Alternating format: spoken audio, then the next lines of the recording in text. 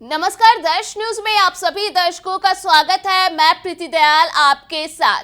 देखिए, दरभंगा जिले में वीआईपी सुप्रीमो मुकेश सहनी के पिता जीतन सहनी की हत्या के बाद से अब तक बिहार की सियासत में हलचल तेज है। जी आपको बता दें कि एक के बाद एक बयानबाजियां हो रही है। आरोप प्रत्यारोप का दौर भी सत्ता पक्ष और विपक्ष के बीच लगातार जारी है। इस बीच ऐसा भी देखा गया कि मुकेश सहनी से मुलाकात के लिए बिहार की राजनीति से जुड़े कई दिग्गज नेता उनसे मुलाकात करने के लिए दरभंगा स्थित आवास पर पहुंचे। कई सारी तस्वीरों को हमने अपने चैनल के माध्यम से आपके साथ साझा भी किया था। तो इसी क्रम में आपको बता दें कि जन सुराज के जो संरक्षक है प्रशांत किशोर, उन्होंने भी मुकेश सहनी से बातचीत कर ली है। जी आपको बता दें कि प्रशांत किशोर मुकेश सहनी से मिलने के लिए तो नहीं पहुंचे, लेकिन उन्होंने फोन कॉल करके मुकेश सहनी से बातचीत की और इसके साथ ही शोक संवेदनाएं भी प्रकट की।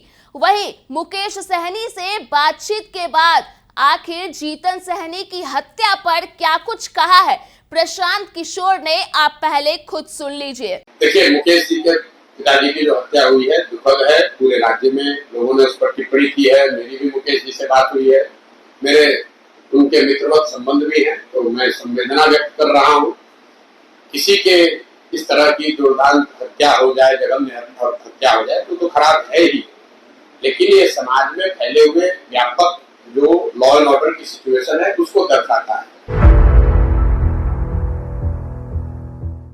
तो आपने प्रशांत किशोर का वो बयान सुना जिसमें उन्होंने साफ तौर पे कहा है कि जीतन सहनी की हत्या दुखद है। पूरे राज्य ने इस मुद्दे को लेकर के, इस घटना को लेकर के टिप्पणी की है और मेरी भी बात यानी कि प्रशांत किशोर की बात मुकेश सहनी से हुई। इस दौरान उन्होंने शोक संवेदनाएं प्रकट की। इसके साथ ही साफ तौर पर प्रशांत किशोर का ये कहना था कि जिस तरह से हत्या की गई है जीतन सहनी की, उससे ये साफ पता चलता है कि बिहार में लॉ एंड ऑर्डर को लेकर के क्या कुछ स्थिति है।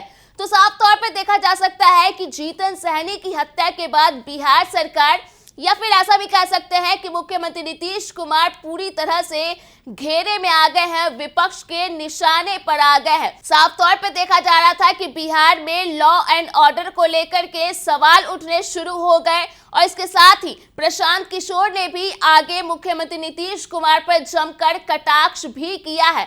ऐसे में आपको बता दें कि लगातार सरकार बिहार में जिस तरह से अपराध बढ़ रहे हैं उसे लेकर के घिरती जा रही है।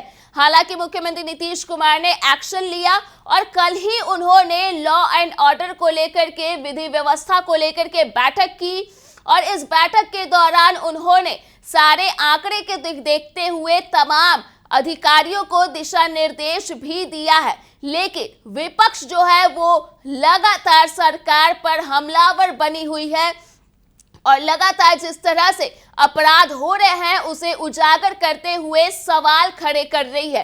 तो ऐसे में प्रशांत किशोर ने भी जीतन सहनी की हत्या को लेकर के बड़ी बात कह दी है। साफ तौर पर उन्होंने जहां मुकेश सहनी से एक तरफ शोक संवेदनाएं प्रकट की, तो वहीं दूसरी ओर सरकार पर उन्होंने कटाक्ष भी किया है, जमकर हमला भी किया है।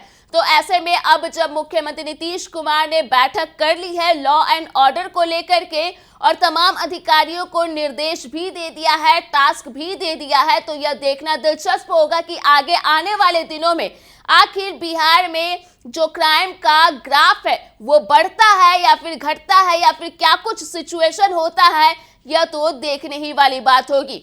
तो फिलहाल के लिए इस खबर में इतना ही। अगर आपने अभी तक हमारे YouTube चैनल को सब्सक्राइब नहीं किया है तो इसे जल्द सब्सक्राइब कर दें। इसके साथ ही अगर ये वीडियो Facebook के माध्यम से देख रहे हैं तो पेज को लाइक करना ना भूलें।